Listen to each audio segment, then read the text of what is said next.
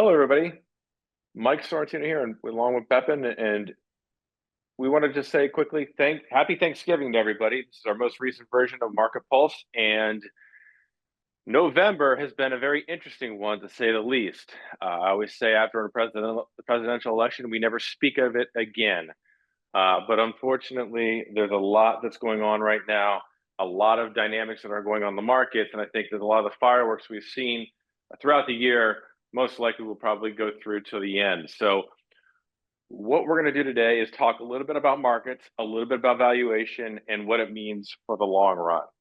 So with that, great German proverb here. Instead of complaining that the rose bush is full of thorns, be happy that the thorn bush has roses. Yes, the glass half empty or half full That's exactly what theory. I was thinking too. I was like, that's basically just saying glass half full versus glass half empty, but it's an Yeah, but it's interesting way German, of so it's saying it. easier. Yeah, Yep. yeah, right. All right. So look, Bepin, we've had what, 51 or 52 all-time highs in the S&P 500 this year, something like 52 that. as of yesterday. So yesterday would be 52. Tuesday as of this recording. Yep. Okay, so 52 all-time highs. Now, anytime you're going to see 52 all-time highs in 11 months, guess what happens? The internet media, financial media storm hits with all these stories about how markets are overvalued, stocks are overvalued, and they're constantly looking for this canary in the coal mine to say this is why it's going to end. And they always point back to history. 2022 it ended. All right. In 2018 we had a little bit of hiccups here and there. All these recessions, financial crisis, .com, they always go on and on and on. And it always goes back to valuation in some way, shape, or form. And for some reason, of all the valuation metrics, the one that gets the most attention is the CAPE ratio. Now, you might never have heard of the CAPE ratio before, and if you haven't, don't worry, don't lose any sleep over it. I have dedicated so many hours of my life, my career rather, to dispelling this one data point. And I'm not going to rip on it too much, but let's discuss what it means. Basically, the idea of valuation is if you got something, you value that in some way, shape, or form. So if a stock is generating $5 in earnings per share and the stock's trading at $20 a share, that means that it is trading at 4 times earnings, something like that. Okay. Mm-hmm. So very, very basic stuff. So the idea is that the higher the valuation, the more expensive something is. And that is one of the biggest misconceptions in investing, is that if you have something with a high valuation, that it is overvalued, it's overpriced, and it's expensive, whatever it might Mm-hmm. be. Now, the CAPE ratio is called the cyclically adjusted PE ratio from Robert Shiller, very famous professor in finance, came up with this idea many years ago. And his point was that, look, let's see what the average earnings is over a period of 10 years. And the reason why he chose 10 years is because it incorporates all aspects of all phases of the business cycle. So the idea is to smooth that out, remove the effects of inflation and see, okay, over the long run earnings potential or earnings growth rather of a company or a group of stocks, are we paying too much for those earnings or too little? Now, as you can see here, this is the CAPE ratio going back several decades at this point, Mm-hmm. and actually even longer than that. And the long-term average for the CAPE ratio is right around 17 times. Okay, so 17 times. As you look on the far right-hand side, we're much higher than that. I have seen this chart so many times over the past 10 or 20 years that I've lost count.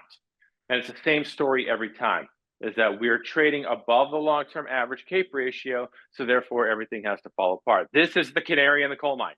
Mm-hmm. Here's the problem with that. Well, there's a couple of problems. One, this is one data point. One. All right. There's never one canary in financial markets. Okay. There's always many. Go back to the yield curve inversion that we saw in 2022 when everybody assumed that one data point was going to drive us into recession. And guess what did not happen? A recession. Okay. So that's one data point is not strong enough. The second problem is that this is all looking in the rear view mirror. Stocks do not trade on past performance. They trade on future expectations. This tells us nothing about what's going to happen in the future. So we see this stuff all the time. We see these you're going to see them too if you go online, if you go on or CNBC or any of the financial news networks. We're going to see more and more of this stuff as we go forward, because right now, a lot of valuation metrics at the top level look like stocks are overvalued. But if you dig just a little bit deeper, not much, just a little bit deeper, this is a great chart. This is an example that headline numbers don't always tell the right story. All right. So here, if you take the S&P 500 on the right hand side, that red line is the 10 largest stocks in the S&P 500. The 10 largest stocks right now are trading at 30 times earnings. Okay, that's high. I mean, that's very difficult to get around the fact that that's a very, very high valuation. Okay, now the other 490 stocks ish, or 494, whatever the number is trading at 19 times. Way, way, way more reasonable. Okay, over the long run, 19 times, Bepin, what is that? That's probably just slightly above the long-term average. Very, yeah. So again, tale of two cities here. And there are ways to manage this. Okay, there are tactics that we use in our portfolios at times to take advantage to kind of exploit the differences in opportunity. Okay, for example, RSP is an ETF. We sometimes employ, we sometimes don't. It just depends on the situation. But they equal weight all the holdings in the S&P 500 versus market weight them. All right. Exactly. So these are some of the things that we do behind the scenes, like I said, to try to tilt portfolios in ways to kind of de-risk them at times, but also at other times to look for opportunities for stocks that have gone on sale. Because if you just expand it a little bit more, here's the thing. If you go back over the past, go back to 2019. So in 2019, from to today, the market is the S&P 500 is effectively more than double. It's up a little bit more than 100%. Okay, and that's a big deal. Think about what we saw in 2022 when the market got cut by 20%, and it's still up double in what, 5 years ish. Mm-hmm. Okay, now the question then becomes, when you see a market double in 5 years, it's the same story, just kind of a little bit of different pretext. That, well, we're in a bubble. Well, okay, why are we in a bubble? Well, valuation, stocks are high. Well, okay, we already showed that that's not actually the case. Mm-hmm. And let's kind of drive this point home further. If you look at the source of the gains, all right, what's been driving the gains in the stock market over the past 5 years, since 2019, on the right-hand side, that green portion of the bar is earnings growth. Okay, earnings growth is pure, fundamental, exactly why we own stocks, is because the earnings of the companies are going higher. Add on top of that gray bar. Okay, that gray bar, the top of the gray bar there is 15%. That represents dividends. Dividends are great fundamental reasons to own stocks. So take the 60, add the 15, 75% of the growth in the stock market we've seen since 2019, 75% is coming from fundamentals. That only leaves 25% for valuation. Okay, the valuation being the emotional component, what we think those earnings are worth. There's no way you can tell me, looking at these numbers, that we are anything even close to being in a bubble. If we were in a bubble, that valuation component would be significantly higher than 25%, significantly. Yeah, exactly. And just to dig a little deeper, I really liked how you were going over the CAPE P for the S&P 500. I wanted to take it even a step further. So you're looking at the same thing. So in the blue line there, that is showing the CAPE, the cyclically adjusted PE of the S&P 500. Now, I didn't get data all the way to 1905 like Mike. I went to 1954 and just looked at the averages. So that if you look to the left there of that black line, that is going to be the average PE of the S&P 500, as well as comparing it to the 10-year treasury yield there in the red.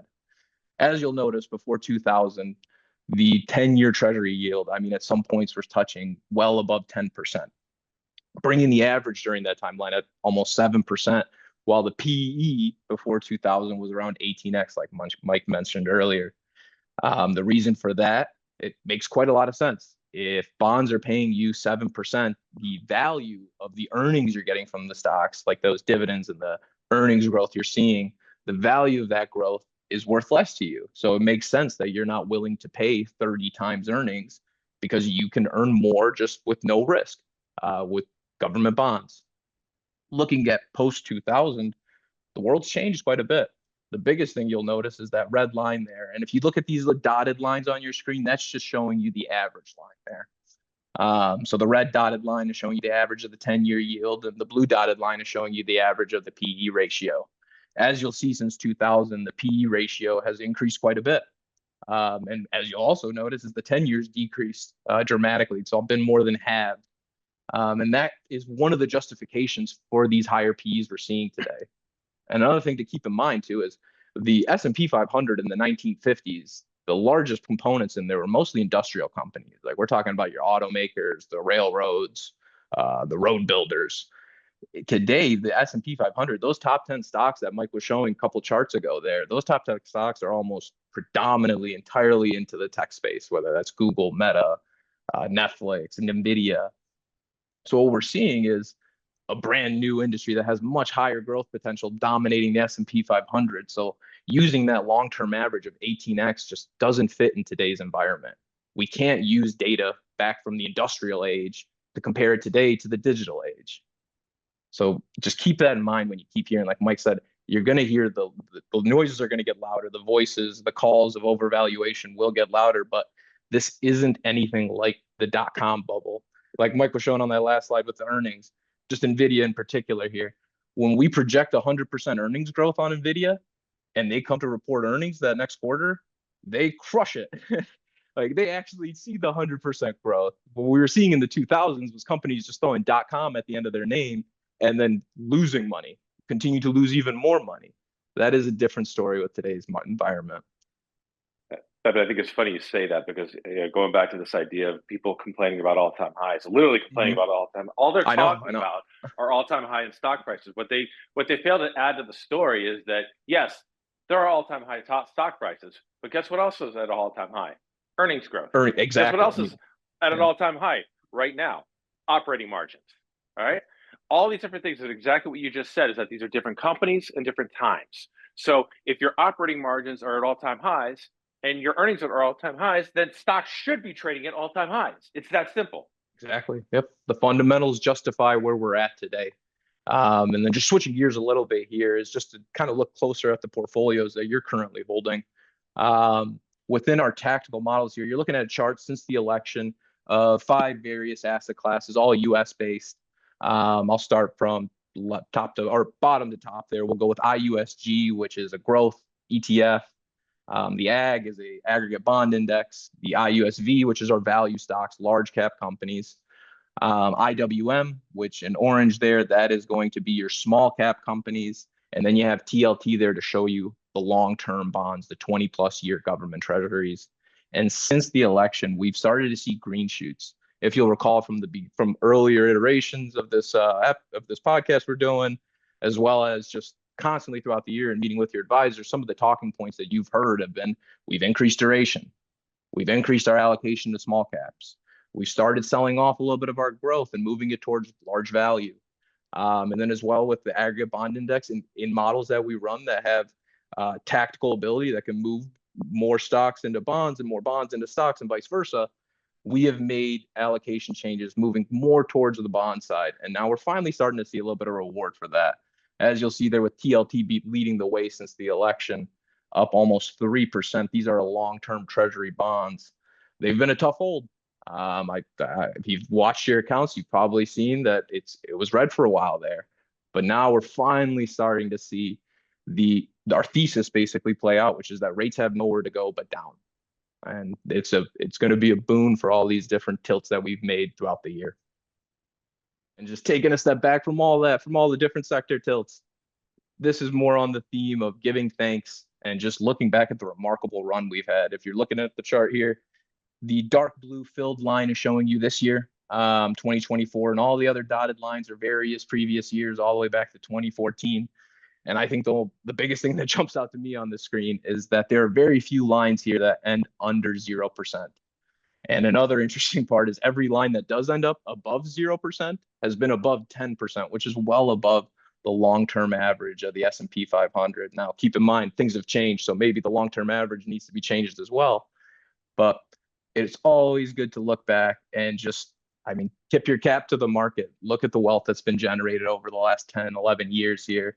And I know, like Mike said, there's going to be voices out there that say everything's overvalued, crashes are coming, and it's hard not to get pessimistic sometimes. But sometimes it really helps just to zoom out a little bit and go look at where we've been and what we've done. And what we've had thus far is nothing short of remarkable. So let's hope that this keeps going, and in the future we can see more continued success in the market. So with that, we'd like to wish you guys all a happy Thanksgiving. Thank you all for listening. In particular, thanks, Dave. I know you're out there. We appreciate the comments. Keep them coming. Everybody enjoy your weekend. Thank you. Bye. Happy Thanksgiving.